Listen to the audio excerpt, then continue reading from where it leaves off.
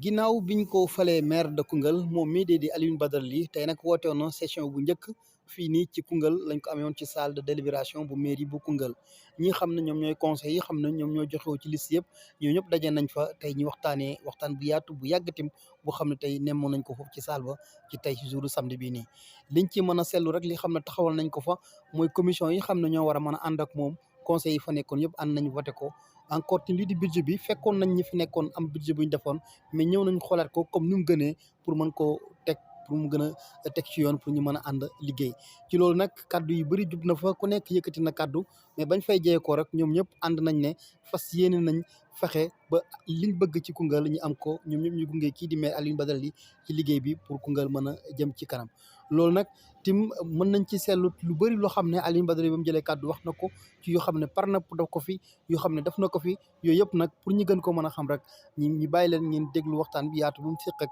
waa kër gi di xibaar Bambouck pour ci li xam ne moo nekkoon conseil municipal bu tey bi ak yitt yéene yi mu am pour Koungheul ak appel bi mu lancé ñi nga xam ne ñooy doomu Koungheul yi wote ci bu rafet bu waxtaan fooree donc vraiment atmosphère bu rafet leen fi gis tey donc ma sant ci conseillers yëpp pour vraiment grandeur bi nga xam ne def nañ ko et puis gën a sàkku seen gunge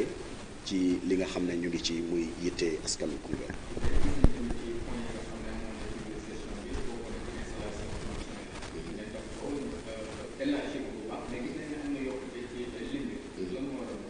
waaw xam nga pour les commissions dafa figé dafa stéréotypé non c'est-à-dire que on a la possibilité d'éclater pour juste uniquement satisfaire xëy na ñëpp pour que ñëpp sentir seen bopp ci yorin bi nga xam ne fas nañ ko yor parce que ñun bi ñu amee yéene ne dañuy def une gestion inclusive et participative donc dafa jaadu ñun ñu élargir les commissions pour permettre au grand nombre de conseillers ñu dugg kenn ku ci ne dugg dans une commission donnée pour que nga sentir sa bopp ci biir liggéey bi mun a impliqué wu à corps et âme donc loolu moo waral ñu def donc ñu yaatal ko nag bu baax aussi xajjuñ ci ak seen c'est-à-dire ñëpp leen ci dugal xàmmeewuñ kii fii la bokk fële la bokk ñëpp rafetlu ko ñu def fi benn bureau boo xam ne vraiment ñëpp unanimement dañ ci d'accord donc loolu tam defe naa ne mooy Koungheul parce que ñun ñëpp benn lañu te defe naa ne ki doon xëccoo gañe ak ki doon xëccoo te gañewul ñoom ñëpp yéene defar dëkk bi leen amoon kon tey su yàlla defee ñun ñu jiite wuñ parce que ñoo fi mën jiite wuñ parce que ñoo fi ëpp mérite mais yàlla ci mbaaxam moo ñu jox nañu jiite leen kon ñun dañu war a tenir compte ci le fait que Koungheul moomuñu ko Koungheul c'est au Koungheullois donc forcément lépp lu ñu fiy def lu ne na nekk en adéquation avec ce que le vouloir des Koungheullois donc loolu moo li nga xamante ni maa ngi ko ji doon wax ci wàllu woowu nga laaj. en tant que premier magistrat aussi comme liggéey bi yow lañ ko dégg mais nga bëgg mu yaatu ñëpp mën see dugal seen loxo ba askan wi gis seen bopp moo tax nga teg commission yi. naam teg jiite yomb la mais est-ce que lan ngay xaar ci ñi nga xam ne tey jox nga leen commission. est-ce que ñu doxal ko ngir askan wi mën see gis seen bopp. waaw li nga wax lu am solo la parce que tamit commission pour meubler non dañu bëgg des commissions vraiment itinérantes des commissions yoo xamante ni dynamique yoo xam ne dañuy fonctionner ba ñëpp xam ne ñii ñu ngi liggéey di def des politiques par rapport ak li nga xam ne mooy lettre de mission yi ñu leen sant ñu joxe ay orientation yoo xam ne aujourd'hui conseil municipal bi dina ci mën a tënku pour doxal li nga xam ne mooy li ñuy dénk donc maa ngi woo kenn ku ci ne ci ñoom mu am ci farlu bi war vraiment gérer ak mot pour que vraiment li nga xam ne mooy liggéey bi ñu sañ dénk tey nga xam ne askanu Koungheul ñoo ñu ko dénk ñu motee ko ba ëllëg kenn du ne rëccu li nga xamante ni moom lañ ki yoon ba mën ñu fi wala ba jox ñu.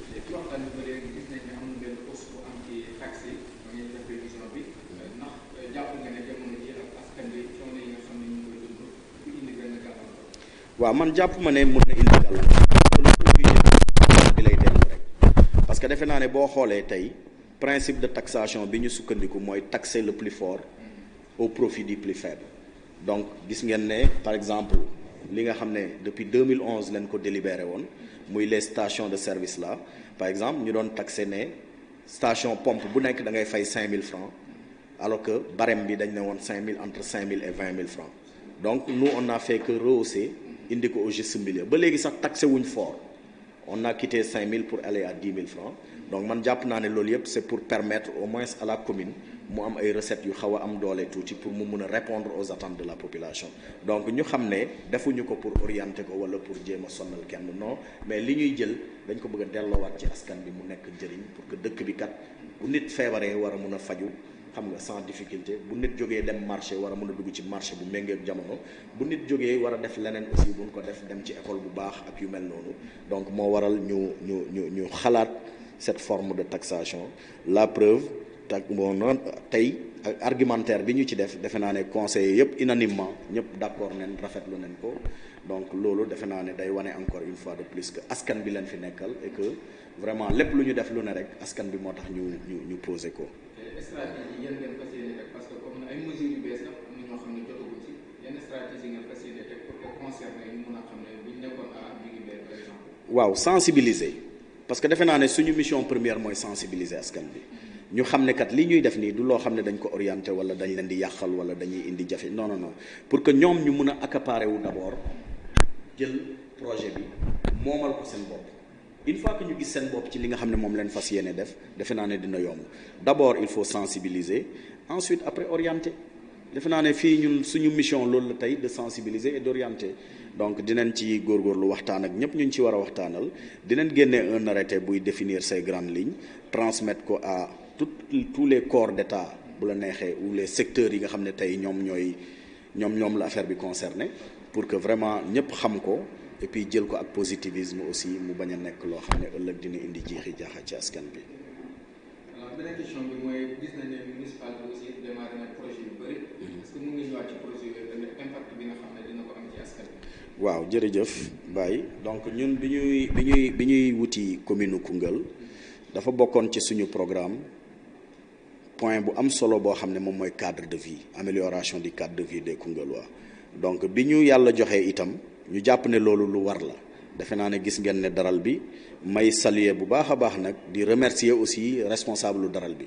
parce que vraiment yombalal nañ ñu ko ba tey ñu déplacé wu dem ñu mun a jël daral bi nettoyer ko pour fas yéene restaurer la place d'indépendance bi nga xam ne ñun bi ñu nekkee xale bu 4 avril lu amoon fii leen doon ñëw doon seetaan ay course vélo lépp loo xam ne fii la doon xewee ci xumbeel fii leen ko doon defee donc tey loolu leen bëgg a restaurer waat ñu am ci nag projet bu am solo boo xam ne aujourd'hui dans le cadre de mes missions régaliennes au niveau de la direction des paysages urbains man dama am yéene def ko donc mu nekk nag en parfaite corrélation ak la réhabilitation des 14 ren ci 2022 bi dañu war a réhabiliter 14 capitales régionales yëpp dañu war a defaraat seen ay places de l'indépendance donc fii mu am exception un peu parce que Koungheul du capitale régionale mais mun naa ne c'est un département qui est dans la région de Kaffrine ginnaaw bi ñu defee bu Kaffrine dañoo jël inscrire aussi bu Koungheul ci biir pour permettre aussi Koungheul ñu mun a am une place boo xam ne digne de son nom bi ñu weesoo loolu aussi fexe nañ ba jël ay yenn place ci biir dëkk bi yoo xam ne jàpp nañ ne tey dafa jaadu ñu war ko mun a taaral soppi ko pour que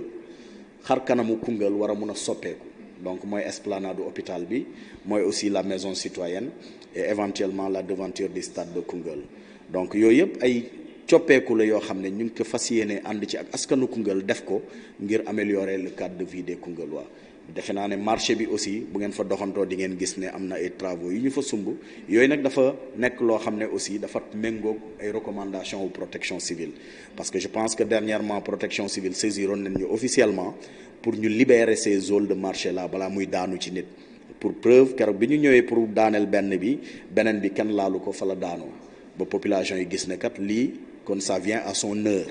kon li ñu fas yéene mooy non seulement defaraat les halls de marché mais fexe ba ci biir marché bi ñu am des allées piétonnes yoo xam ne dañ koy aménager en pavé pour permettre les gens les usagers nawet ak noor yëpp ñuy mun di pratiquer marché bi donc yooyu yëpp tey bokk na ci aussi defe naa sànq bi en plein conseil leen ma avertir ne am na camion bu ñëw indi ay bag à fleurs donc les 2 voies là bi jaar fii ci ginnaaw donc moom it dañ ko fas yéene aménager def ay bag à fleurs au niveau du terre-plein central ba nga xam ne ku fa ñëw aussi non seulement dina servir de facteur bloquant pour éviter ay occupation comme charité yi ni ñu koy def ak yooyu mais aussi dina permettre nit ñi ñu am parce que ñun lii mooy suñu Champs-Élysées donc dañ ko war a defar ba nga xam ne tey ku fa jaar dina am mbégte wu jaar fa donc yooyu daal defe naa en grosso modo c'est mooy waaw yooyu yëpp aussi c'est des projets yoo xam ne ñu ngi koy suivre donc concernant le stade am nañ ci projet bu am solo de réhabilitation boo xam ne tey d'ailleurs ci conseil municipal bi jël nañ ci ay décisions fortes pour permettre quand même ñu am benn cagnotte boo xam ne dinañu permettre ñu mun tàmbali liggéey boobu mais aussi dinañ dem sukkandiku ci ay ressources additionnelles yoo xam ne dañ koy wuti ji ci ADM par exemple agence de développement municipal ñi nga xam ne ñoom ñoo décidé woon en premier lieu réhabiliter stade bi kii malheureusement ba léegi yeggul donc entamé naa ay discussions ak Cheikh Issa Sall mi nga xam ne mooy directeur général ADM pour xool naka la ñuy engagé ay discussions yoo xam ne ñu permettre ñu réactualiser si vous voulez la ligne de financement bi ñu defoon pour le stade de Koungheul ñu xool naka leen koy utiliser pour defaraat Koungheul stade bi ba nga xam ne dina méngoog bëgg-bëgg ndaw ñi donc yooyu yëpp ay projet la yoo xam ne tey ñu ngi ci. merci monsieur le maire. benn question bi mooy comme ni ñu waxee institution bi culture la te bi ngay ñëw fekk nga fi xam ne foofu mooy tant bi moom ñu ko defar ci marché bi ñu gis ñu arrêté am na léegi Koungheul waaye laajte la moo tax beneen bi ñu nekkoon Koungheul waaye sax muy foyer des jeunes de Koungheul bu ci nekkoon en chantier yooyu lan ngeen ciy def merci donc bi ma ñëwee tu as bien raison état continuité donc bi ñu ñëwee ñun dañu gis ne du foyer mais c'est plutôt le centre socio-culturel bi ñu commencé woon mu ngi woon à un état très avancé des travaux mais malheureusement depuis lors dafa taxaw bi ma ñëwee dama woo waa entreprise bi nga xam ne moo koy tabax Dimat donc quand je leur ai parlé je les ai appelés ils sont venus me voir on a discuté ñu waxtaan bi ñu waxtaanee ñu xamal ma ne ma ñoom kat dañu taxaw parce qu'ils ont mis de l'argent et que fay ñu leen bi ñu ko waxee on a essayer de réactualiser les choses ñafe ba defe naa fay nañ leen décompte benn pour permettre leen ñu mun a avancer et l'entreprise a pris les engagements de venir terminer les travaux à partir de la semaine prochaine bu ñu génnee ci Korité bi ñoom automatiquement dinañ ñëw terminer donc sachez que ñun du ñu bloquer benn projet lu ñu fi fekkoon mu nekkoon un acquis ñun suñu devoir mooy ñu yeggali ko fexe ba loolu pare Koungheul waaye mun ko jëriñoo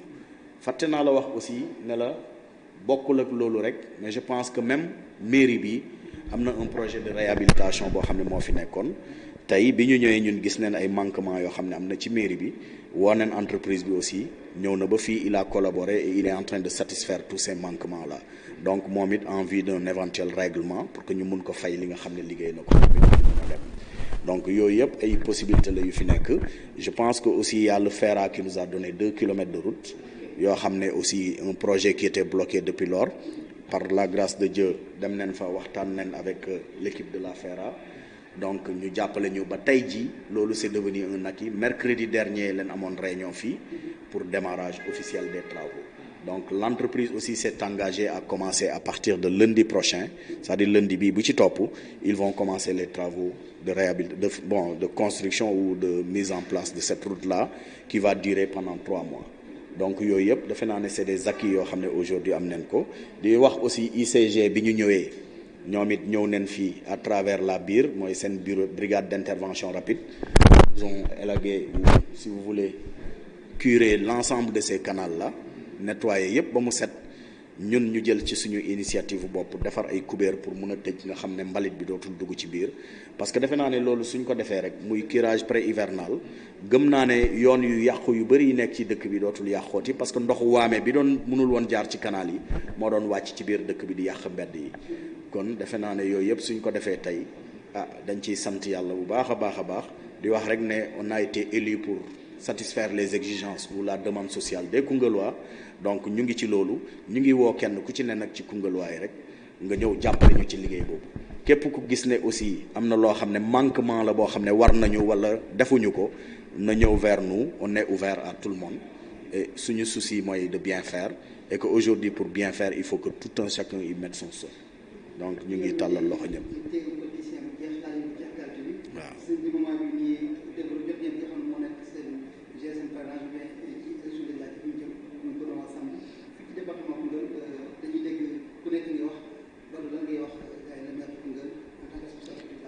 waaw xam nga li mooy il faut que chacun sache raison garder defe naa ne xam na bët du yenu mais xam na lu bopp attan kenn ku ci ne rek xam nga li nga mën ak loo mënut te jàpp naa ne tey Koungheul fii toll nañ foo xam ne députation bi ñu jëm c'est quelque chose de très sérieux donc il faut qu'on oublie nos modestes personnes au profit di vouloir du président de la République Macky Sall mooy ñi nga xam ne jàpp nañ ne mun nañ gagner ne leen jiital ñu dem gagnel président ci gañin boo xam ne moom la bëgg kon yooxu mën a te yow leer na la ne yow fi nga dëkk sax mënoo ko gagner loolu defe naa ne ay caaxaan la kon man sama posture mooy je ne suis pas candidat à la députation je le dis haut et fort mon souci c'est d'accompagner le président de la République et pour y parvenir képp koo xam ne moom jàpp na ne kii moo ko doy pour commune Koungheul wala pour département wu Koungheul moi je m'engage à 100% avec mes moyens avec mes militants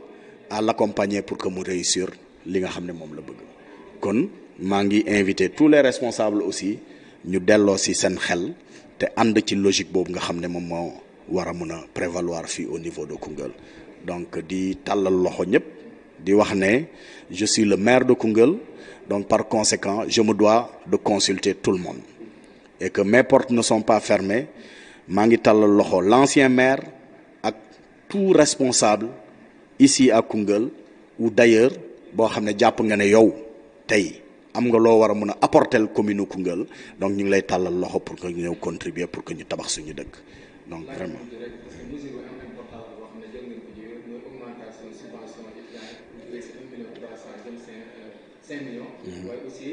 pour jël en compte rek parce que tey boo jëlee la jeunesse defe naa ne il représente 70% de la population de Koungheul kon forcément ñooñu seen ay bëgg-bëgg seen ay préoccupations defe naa ne municipalité bi dafa am devoir u jël ko en compte donc c'est un peu pour répondre aux nombreuses sollicitations de cette jeunesse là aider leen te ki wax sport le sport est un phénomène fédérateur donc ñëpp xam nañ ne tey sport à travers sport ndaw ñi dañ ciy gis seen bopp donc ñu gis ne ASC d'antan da doon investir di impliqué wu ci vie collective bi mais de nos jours gisatuñ loolu parce que tout simplement ndaw ñi xëy na bàyyi neen loolu mais ñu bëgg nag à travers cette hausse de subvention que population yi ci seen bopp wala ASC yi ci seen bopp xam ne ñoom it dafa am lu leen war par rapport ak askan wi ñu jéem ko mote bokk ci askan bi wane seen bopp ci askan bi jàppale ñu ci li nga xamante ni tey mooy investissement humain yi yëpp yu mel noonu ñu ànd ceeg ñun jàppalante ba xarxanamu dëkk bi ñu war ko mën a changer étudiants yi itam dañu nekk ci ay jafe-jafe yu tar donc ñu leen doon jox benn subvention 1,3 million pour par exemple 6 universités mais je pense que loolu xel sax waru ko mën a nangu ci ñoo xam ne tey dañuy génn seen kër ak seen kër ndey ak seen kër baay dem jàngi ji ci biti nekk dans des difficultés yoo xam ne moi j'en sais quelque chose parce que ku ci sonn da ngay daw ñëw seet si ma man su ma demee fekk leen gis naa conditions yi ñuy nekk donc dafa jaadu vraiment tey ñu delloo leen aussi parce que tamit budget bi ak lii ñuy am mais recette suñu ay wayjur la ñoo koy fay ñooy def lépp donc ñu delloo leen ko yóbbul leen ci loo xam ne au moins bien que du mun a doy pour régler seen ay problèmes mais au moins dina mun a satisfaire boucher quelques trous di wax rek ne tàmbali la suñu yéene mooy ñu mettre leen dans des conditions yoo xam ne vraiment dina leen permettre ñu mun a am des formations yoo xam ne demain dina leen mun a jëriñ ba ñu war a mun a ñëw jàpp ci défi yu énorme yi nga xam ne moo ñuy xaar fii ci Koungheul.